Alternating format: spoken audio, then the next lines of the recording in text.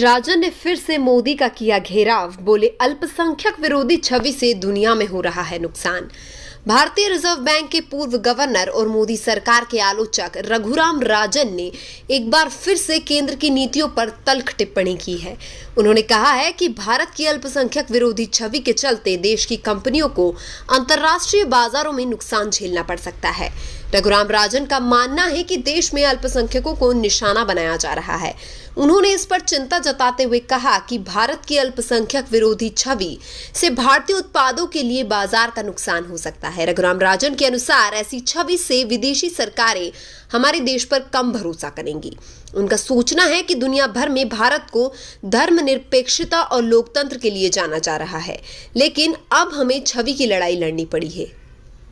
बता दें कि रघुराम राजन ने अपने इन विचारों को बृहस्पतिवार को times network India economic conclave में साझा किया है। उनके अनुसार सरकार अपने नागरिकों के साथ सम्मानपूर्वक व्यवहार करती है तो विदेशों में लोग हमारे देश की कंपनियों से सामान खरीदते हैं। उन्हें लगता है कि वो एक ऐसे देश से सामान खरीद रहे हैं जो सही काम करने की कोशिश कर रहा है। रघुराम राजन ने कहा कि देश की छवि का असर उपभोक्ताओं के साथ साथ अन्य देशों की सरकारों के साथ संबंधों पर भी पड़ता है।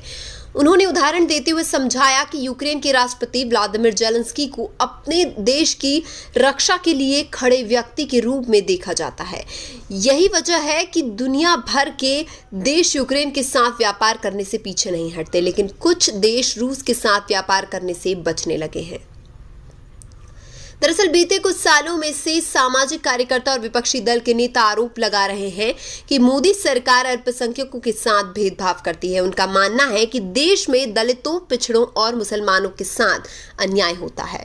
जहांगीरपुरी में हुई हिंसा के बाद मुसलमानों के घर और दुकानों पर चले बुलडोजर इसका ताजा उदाहरण है। रघुराम राजन अक्सर मोदी सरकार पर हमलवार रहते हैं। उन्होंने नोटबंदी से लेकर जीएसटी को सरकार के गलत निर्णय बताए हैं।